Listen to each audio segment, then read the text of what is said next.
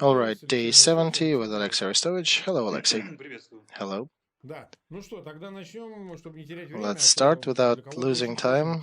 It's a bit late for some people. We've been waiting for you a little longer than usual. Sorry, it's war. We have some adventures sometimes. All right, so what happened in general as an overview?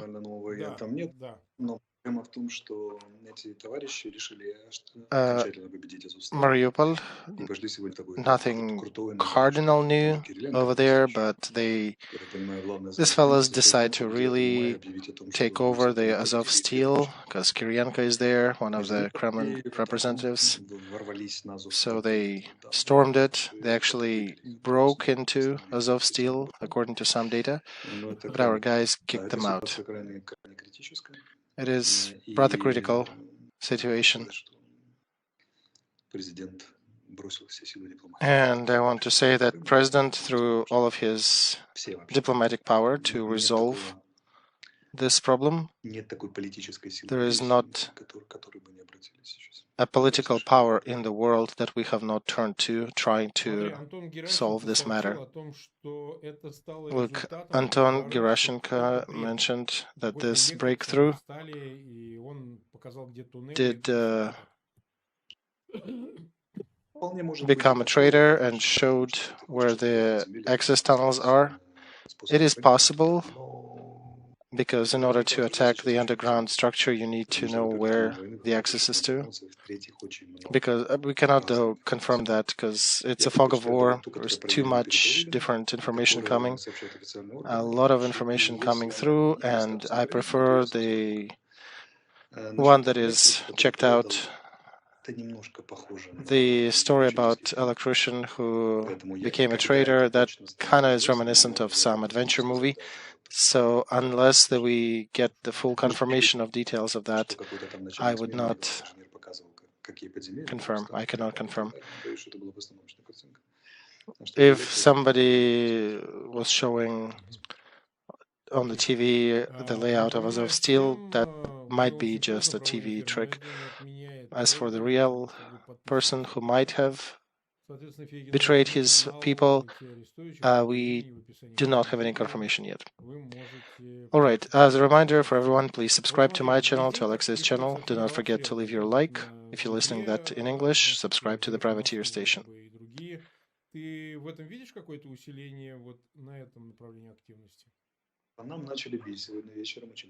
All right, the whole south and southeast, is there an advancement or escalation of activities there? They started shooting more Nikolaev and Dnieper with cruise missiles, a very noticeable increase in hits. First of all, the electric stations, and they're also trying to break the railroad connectivity of that railroad network of that region. First of all, it's a threat of the West. They're seeing a threat with the new equipment coming through. And usually, you know what that precedes? I would say it might be a preceding effort to some advancement operation. That would be a normal situation where you try to cut off the region, intensify artillery bombardment, and then try to attack. Because otherwise it is difficult to explain the hits on the infrastructure of the strategic side of it in such a fashion. I suspect they're preparing another attack down there. And look, Kirienko and Shoigu also mentioned that they will be attacking convoys, providing armor to the front. Well, that's more of an informational support. They throw it to the media.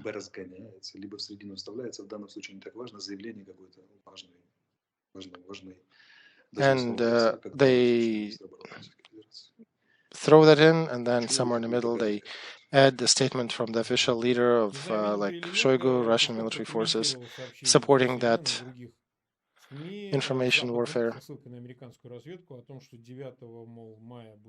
So there are more news on the West claiming that there'll be possible mobilization on the 9th of May. Russia actually did say to the contrary today. They said, no, this is not true. We're not going to go that route. Why do you think they even bothered to comment on that? Well, they felt like they needed to respond because it's been questioned inside as well. And they're trying to precede the possible reactions of their people. They can still hide or make a concealed mobilization and claim that they closed the borders because of the outside pressure, and then they can call the reserves to the training, which eventually will not become the training but the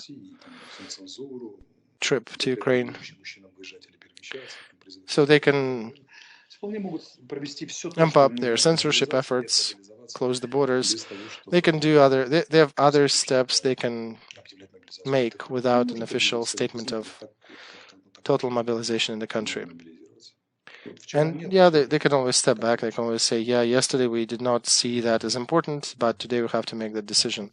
So I don't see that it is negated in any way as a possibility. Any movement on the east today, near Rubezhne, Popasne, they keep pressing there. It's the usual. But we're also moving there. We're doing a dynamic resistance there, a little bit to the side, trying to cut them off a little. It's not so simple, but what we managed to do there, on the eastern side, we actually pushed the artillery further away from Kharkov because earlier they could reach the suburbs of the city. Now they cannot anymore. And it's a similar situation in Krivorozhye, in Gulay-Pole.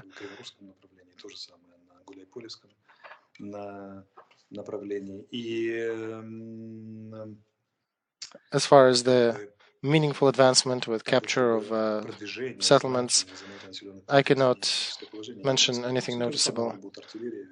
They're using artillery trying to hit us. We're responding in kind to them without any major achievements on any of the sides. Okay, so they also showed Gerasimov. We could not see if he's walking or not. Maybe he was not wounded, but his face was really concerned. So maybe he actually visited the front through the open sources. We got that he actually visited the territory of Ukraine. Nobody's confirming that he was wounded, but even if he was not wounded, it apparently left a mighty psychological imprint on him. Cue our yesterday conversation about the intercepts and discussions of Russian officers.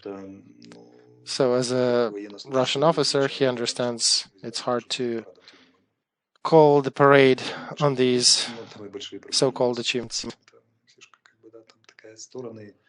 The whole front is so beaten up now that we can say that both sides are tired. Our side is tired, their side has got a lot of problems and they're tired. We need to also understand that Russia has a lot of reserves, and they might try to throw them in and push till the 9th of May. So I'm expecting more action, more intensification of their actions on the main directions, because without that, on the 9th of May, they literally have nothing to respond to deliver to Putin for his political objectives.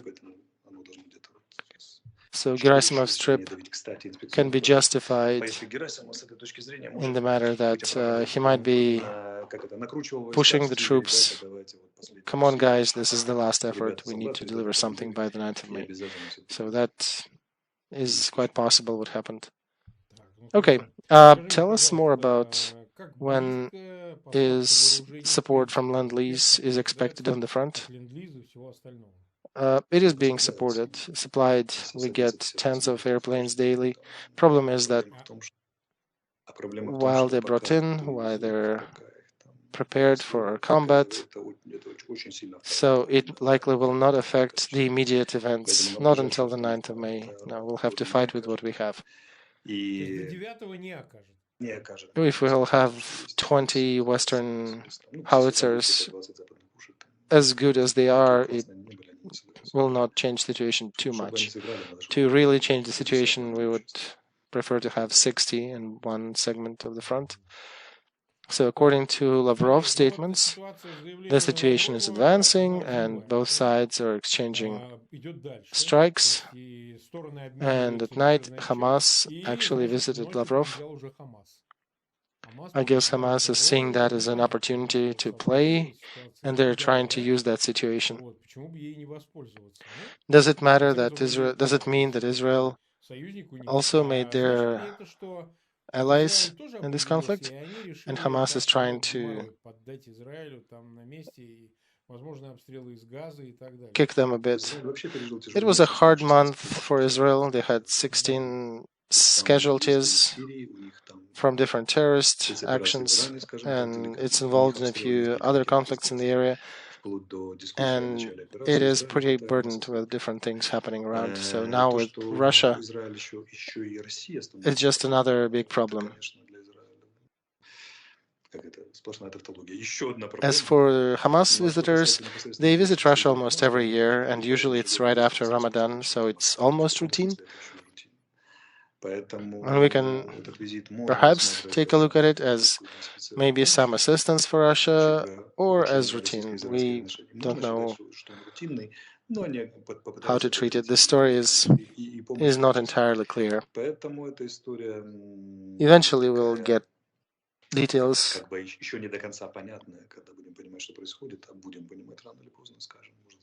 What is really concerning here or surprising to me is that Lavrov could have said that he apologizes and he is sorry for his statement and he was misunderstood. But what's surprising, Ministry of Foreign Affairs of Russia came out with a different statement and pushing further. And Zakharova, his VP, also came out and continued to say that there are more Jews in Mariupol, and then Israel is also not such a clean state, and they basically pushing further with their statement. To us, it means that the party of war has won in Kremlin, and they just try to push further. So they're attempting to realize that somehow. 350,000 people watching us. We keep getting weird memes and funny memes about us. Some people are asking good question. How can they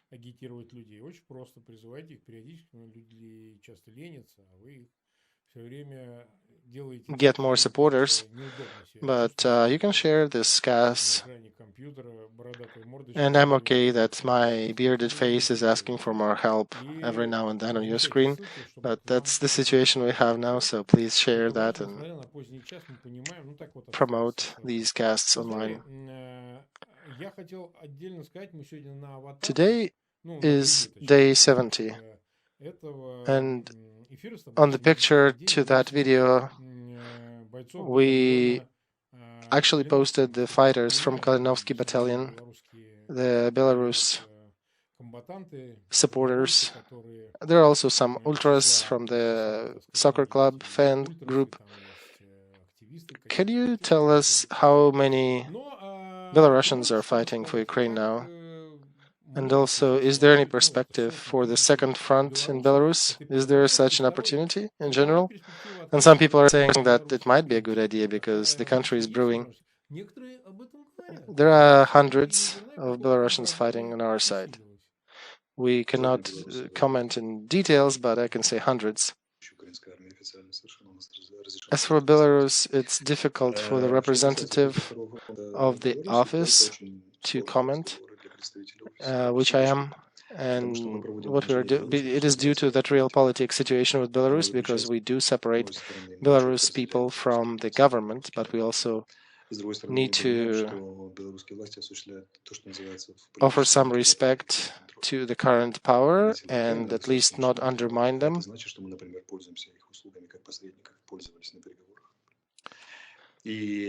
So it is not so simple in our case. We, on the one hand, refuse to acknowledge Lukashenko as a president because we never congratulated him with the last flop that was their elections, and we kind of denying them his office the right to manage his country, but at the same time, we are politicians, we need to manage our relations with them. So we're trying to create long and prosperous relations with Belarus people. And that's why the opening of the second front, with all the legality of such a thing, is not included in our plans. Because leaders of countries come and go, but peoples stay. And we will do everything in our might to avoid situation where Ukrainians are shooting Belarus people. And frankly, the fact that Belarus army refused to participate in the war in Ukraine is a reciprocation of their side to us on this no war decision, and we're thankful to them for this because it matters. There are other reasons for us to be that close. We've had relations before that. We lived long together under one country. And we are trying to avoid direct military conflict with Belarus as long as we can.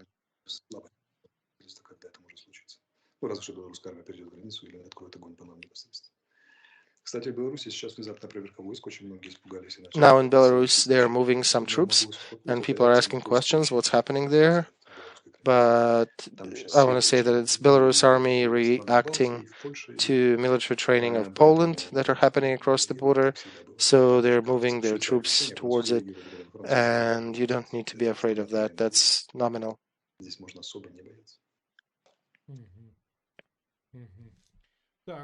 All right, I have a couple questions from chat. You know my principle, it's better to talk about something than not to talk about something. It sounds like there might be some problem with territorial defense in Zaporozhye. Have you heard anything about it, that some military munitions are not getting support, reinforcement? So the story was a little different. Some of the detachments of territorial defense there ended up on the front on pretty rough segments of the front.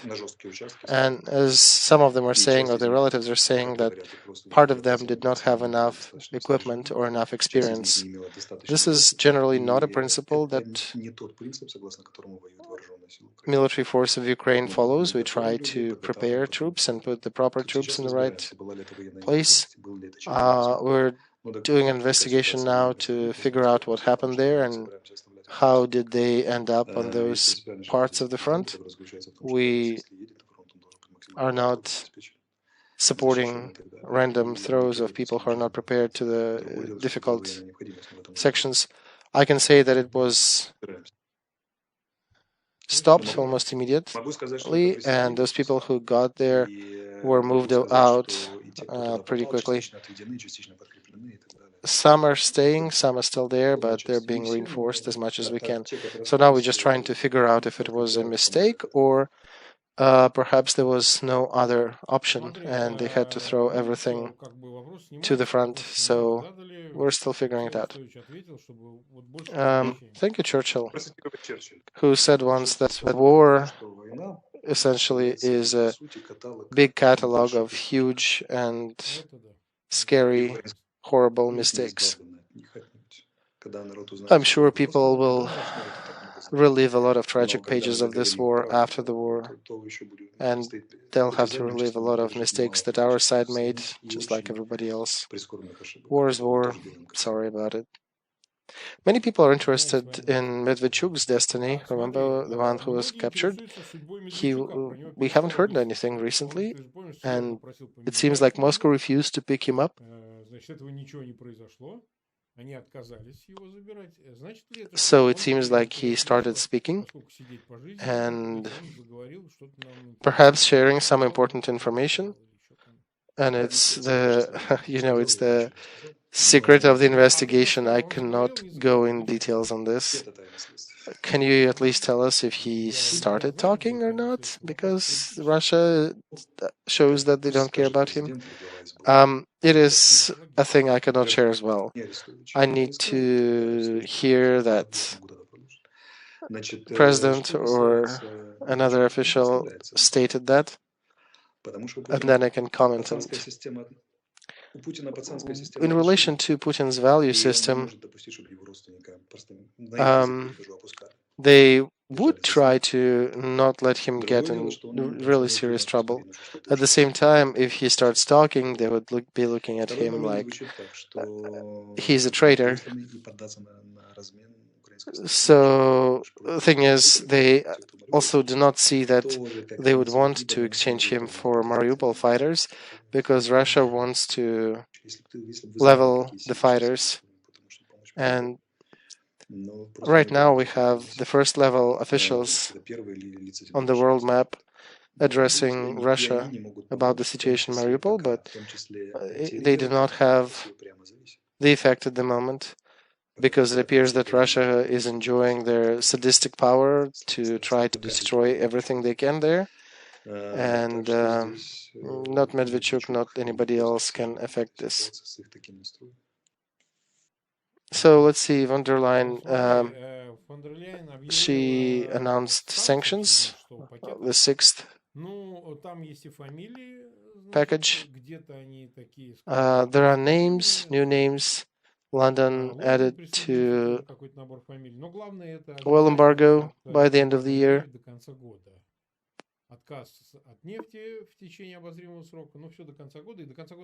So there are moves there, but we're yet to see how effective will they be. We understand that all products that are being bought from Russia is essentially the sponsorship of war, because that's what they're wasting or using on their army. Let's see if that happens. What if the sixth goes fully in effect? What will be about seventh? Sixth package also includes SWIFT code for Sberbank and others. Seventh would be about gas. Sixth also includes media, so they're cutting all the Russian media broadcast to Europe. Now we need to understand that there was another meeting today, and some countries are pushing against some new restrictions, but they're continuing conversations and consultations tomorrow, so I suspect Europe will find a common ground. But there are other sanctions. Yermak and his channels are also printing new sanctions they're implementing, and they're looking for new ways to stop subversion of sanctions. And that's sector by sector in economy. It's not a simple process, because collective decisions are made by the whole EU.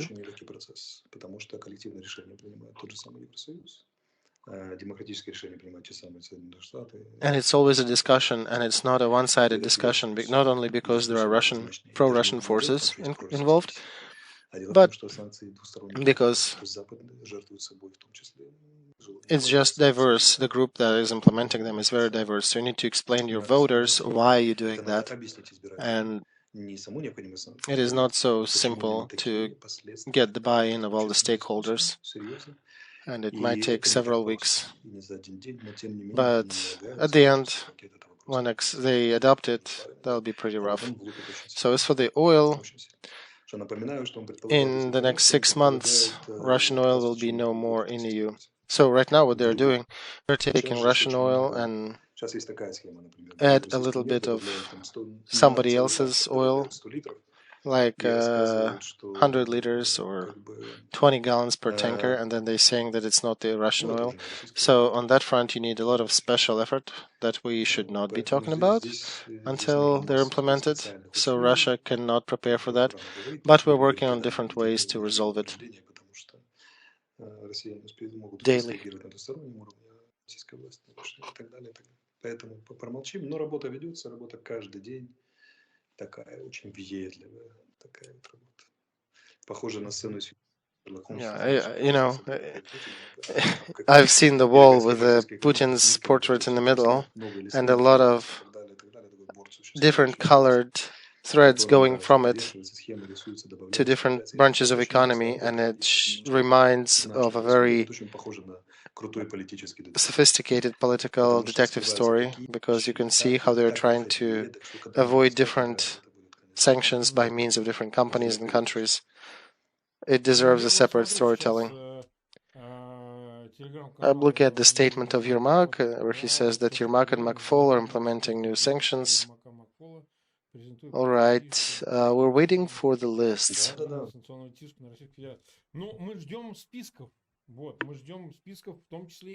We're waiting for the list, including Ukrainian combatants, Russian combatants in Ukraine and the traders who are supporting Russia in Ukraine among the elites. Размениваться на Киеву шарья, когда речь идет, например, о санкциях против промышленности, это такое дело. Но их вот надо, как это, знаешь, характеристики офицера, есть такая очень важная характеристика. Всегда на нее обращают внимание.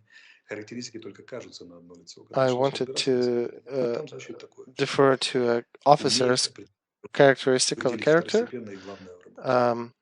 Always pay attention to a certain segment of it, which says he can differentiate between primary and secondary objectives, because I think it's important.